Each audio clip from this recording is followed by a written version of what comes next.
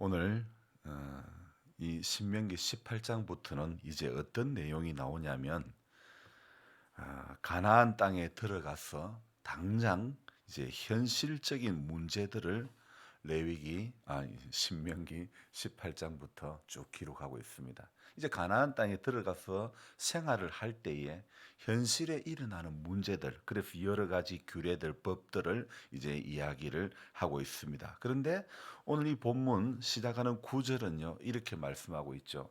너는 내 하나님 여호와께서 내게 주시는 땅에 들어가거든, 그 땅에 들어가거든 무엇하라고 말씀하고 있습니까? 같이 읽읍시다. 너는 그 민족들의 가증한 행위를 본받지 말 것이니.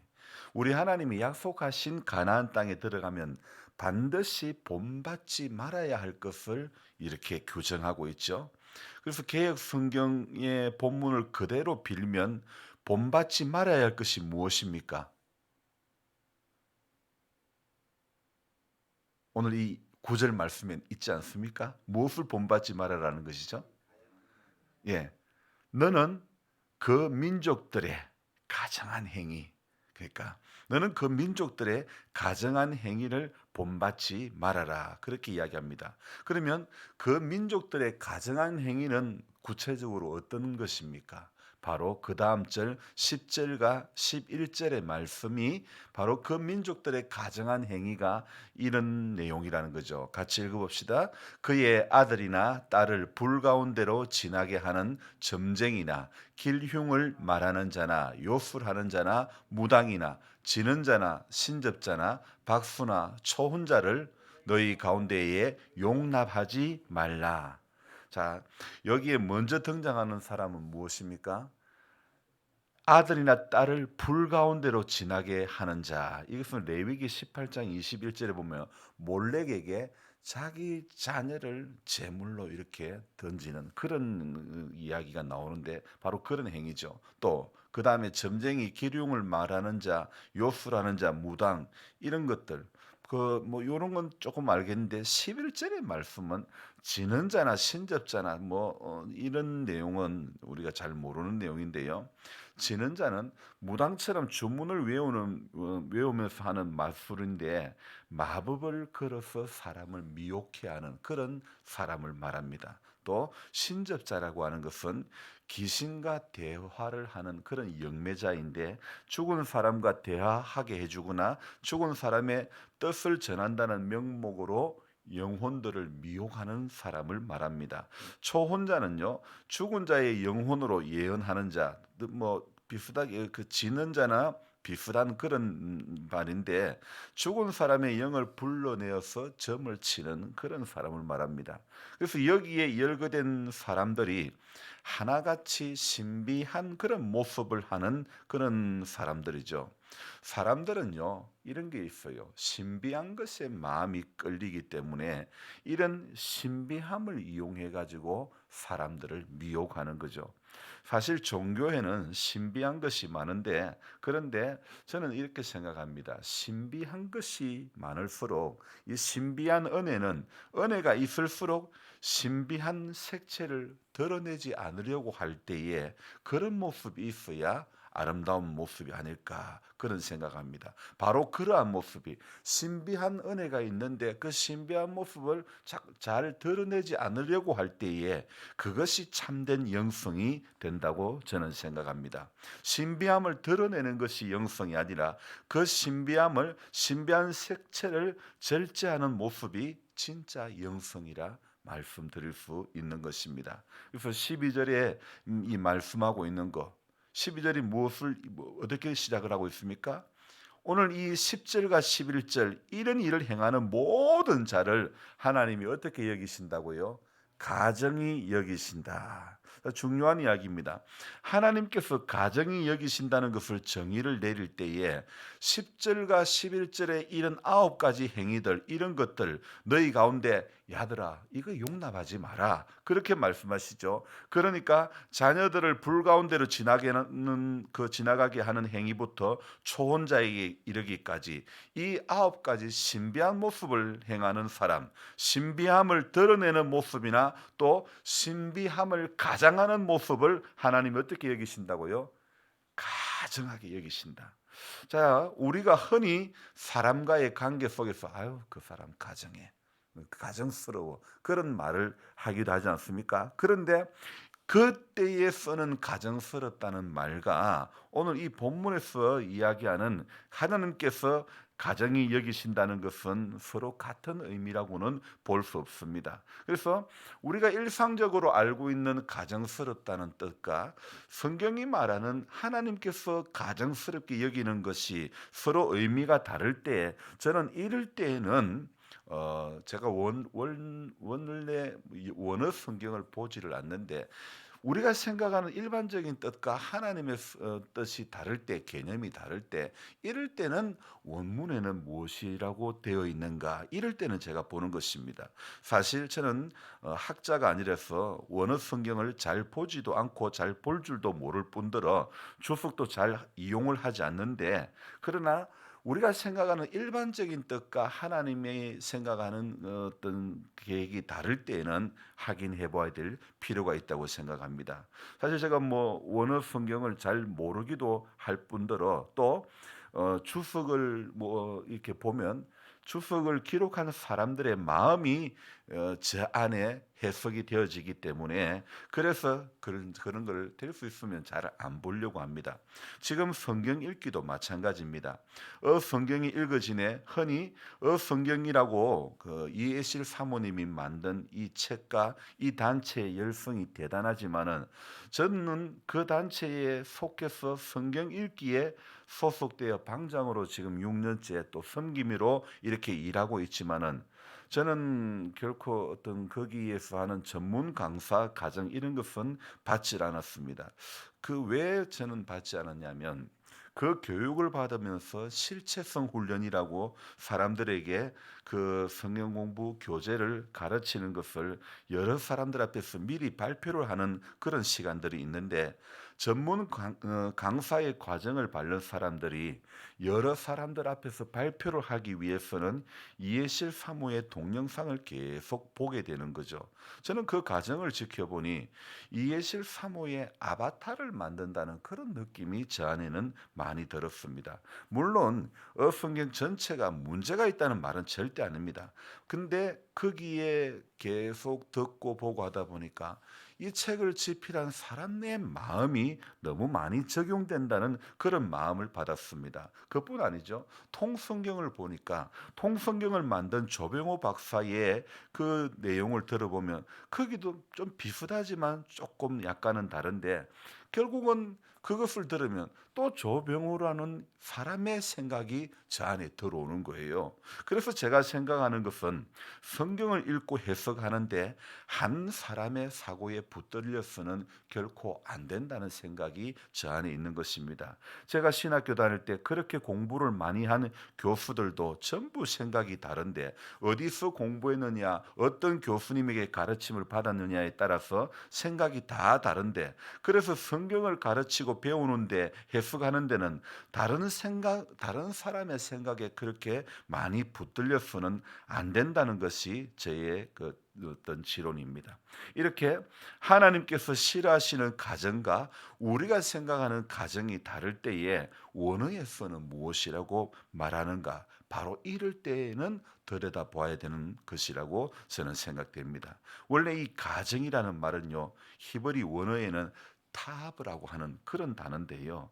이 말은 심히 혐오하다. 이런 뜻이 담겨져 있는 말인데 쉽게 말하면 그냥 미운 것, 그냥 싫은 것, 단순히 밉고 싫은 게 아니라 밉고 싫은 것의 최상급을 말하는 것입니다. 그래서 최상급이라는 게 또 이 말이 어려운데 전라도 말로 하면 엄에 징하구마이 이게 그냥 어떤 그냥 뭐탄 것보다 심한다는 단계죠. 그런데 이게 좀 더 최상급이 된다면 어마 허블나게 징하구마이 이게 전라도에서 말하는 최상급이죠.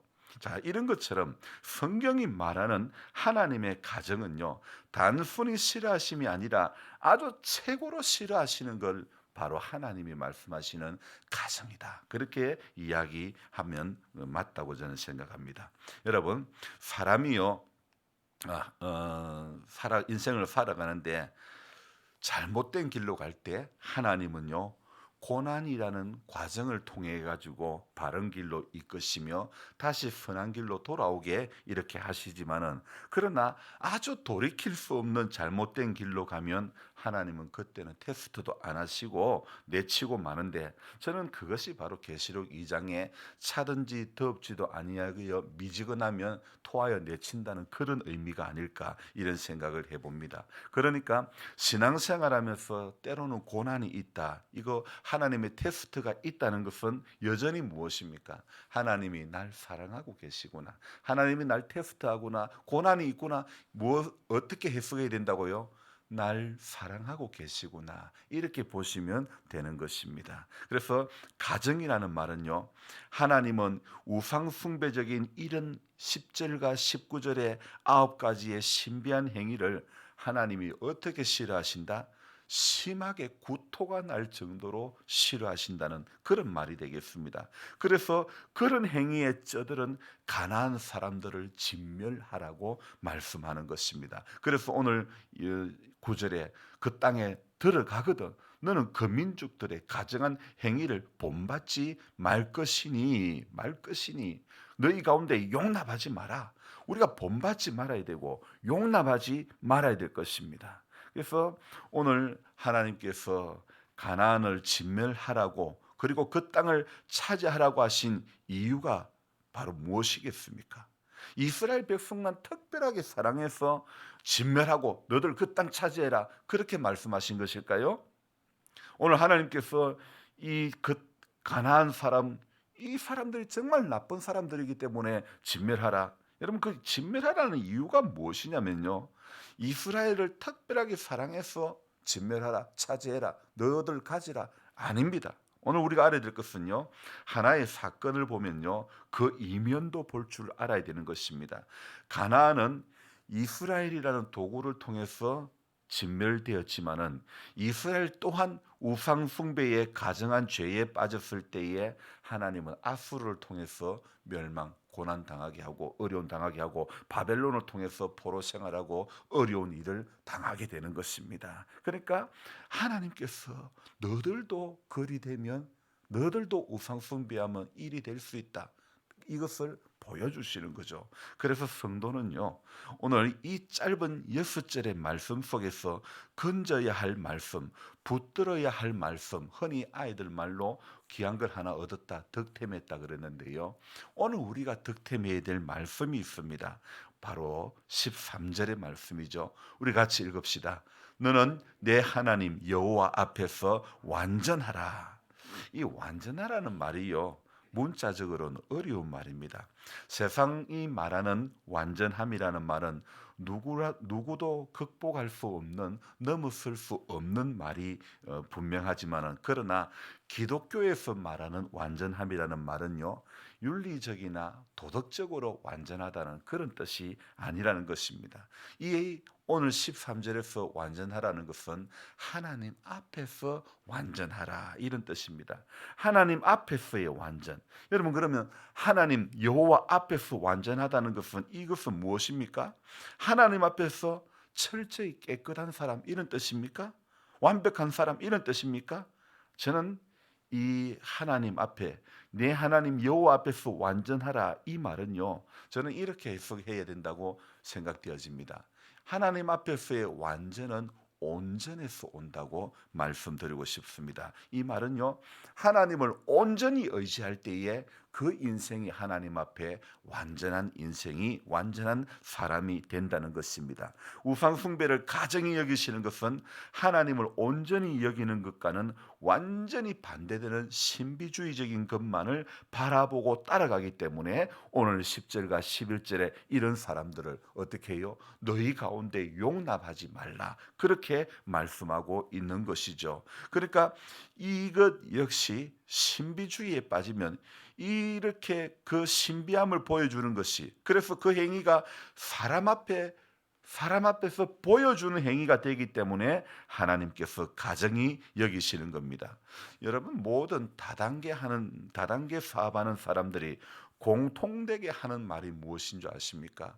이 아이템은 진짜 좋은 아이템이다. 이 아이템은 진짜 돈 벌 수 있는 아이템이다. 문제없는 아이템이다. 그렇게 말합니다. 이단들도 그럽니다. 자신이 가르치는 것이 진짜 복음이라고. 신비주의자들도 말합니다. 자기들이 하는 신비스러움이 진짜라고 이야기합니다. 그러나 우리가 알아야 될 것은요, 진짜 신비한 것이라 할지라도 그 신비는 신비에 붙어 있어야 진짜 신비이지, 그 신비를 드러내고자 나타내고자 하는 그 마음 자체가 아주 위험한 상태라는 것을 우리는 알아야 됩니다. 왜? 성경은요, 왜 여자를 보고 음욕을 품은 자마다 이미 가늠했다고 이야기하고 있습니까?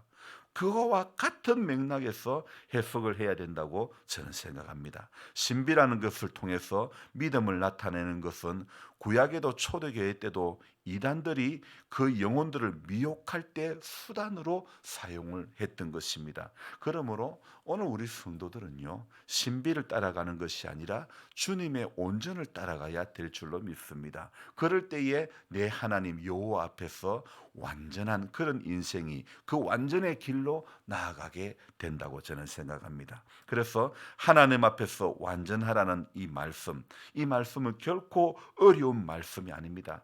단순하고 순수하게 믿는 것이 완전으로 가는 길이다. 이렇게 우리가 이해하면 됩니다. 하나님을 깊이 신뢰하고 의지할 때 그게 완전이지. 우리가 뭐 도덕적으로 윤리적으로 뭐 깨끗하고 흠이 없어 가지고 완전하다는 것은 결코 아닌 것을 알아야 됩니다. 오늘도 그냥 단순하고 아주 순수하고 하나님 앞에 정말 그렇게 하나님을 신뢰하고 의지할 때에 우리가 하나님 앞에 우리는 아닌 것 같아도 야, 참 온전하다. 참 저 사람 온전하다. 아니, 저는 성경을 읽으면서 이해가 안 되는 구절이 있습니다. 민수기 12장에 이 사람 모세는 지면의 모든 사람보다 뭐라고요? 온유함이 더하다.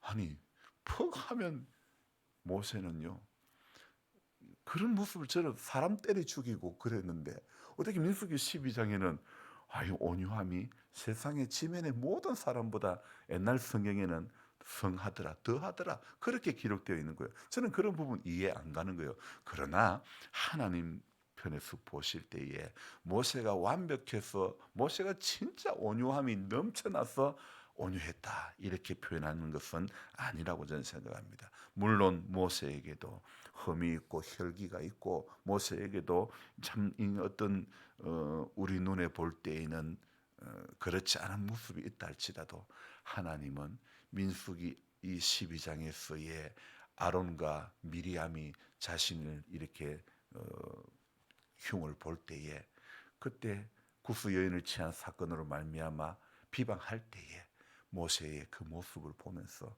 하나님은 그 한 모습을 보시고도요 모세를 온유한 사람이라고 말씀하시는 거예요. 우리가 전부 인생을 살면서 도덕적으로 순간순간 한순간도 흠이 없고 점도 없고 깨끗하고 그래서 우리가 완전한 게 아닙니다. 하나님은 한 행위만 보시고도 야, 모세 온유하다. 우리의 작은 것 하나 보고도 주님은 너는 마음이 합하다. 다윗도 마찬가지지 않습니까? 다윗이 뭐 자기 신하의 부인을 자기 부인으로 취하고 그런 어리석은 짓을 해도요. 그런데 그뿐입니까? 다윗의 실수가요. 나단을 통해서 밝혀지는 다윗의 실수를 보면 어처구니 없는 일 아닙니까? 그래도 하나님은 다윗을 이는 내 마음에 합한 자다. 우리 자격 없지만은요 다윗과 같은 은혜를 하나님은 또 모세와 같은 은혜를 우리에게 덮어주는 줄로 믿습니다. 우리 허물이 있지만은 덮어주시는 하나님. 그래서 저와 여러분들은 우리가 생각하는 완전을 내려놓아야 하나님의 완전이 내 완전이 되어진다고 생각합니다.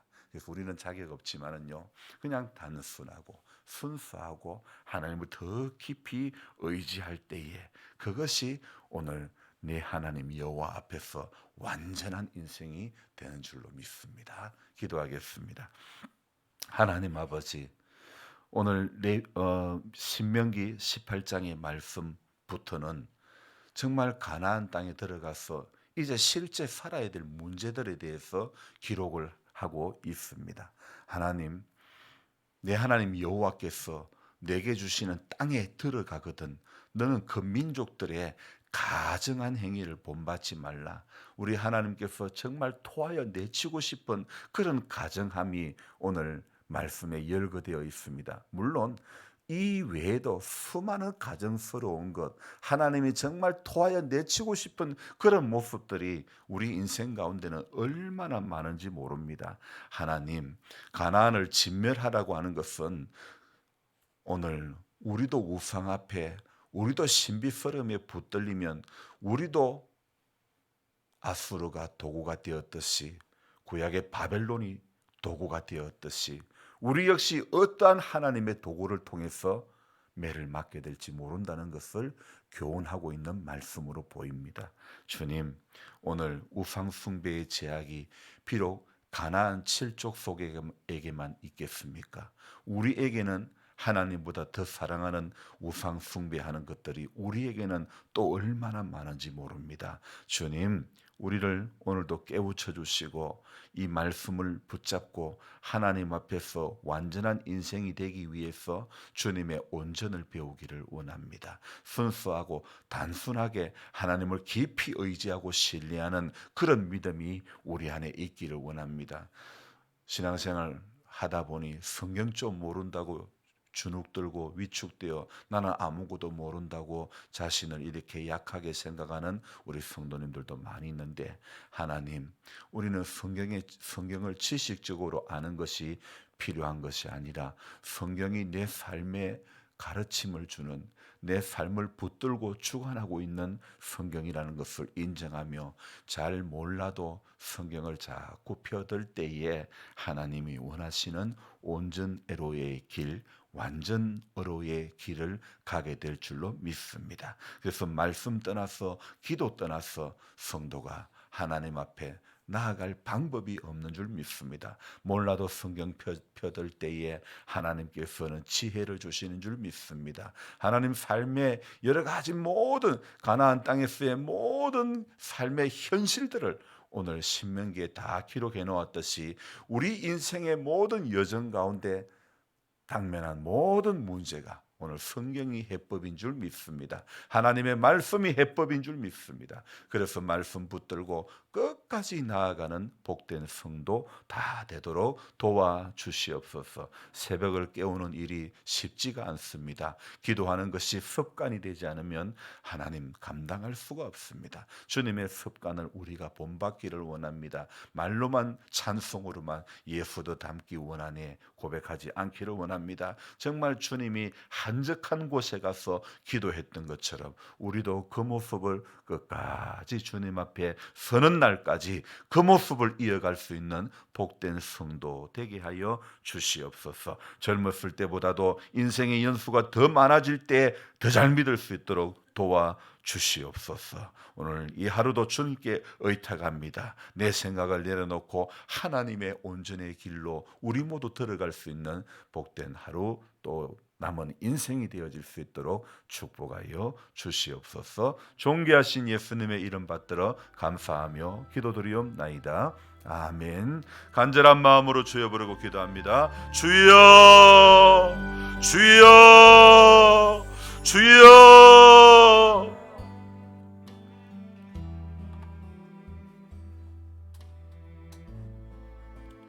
좋으신 하나님 아버지 감사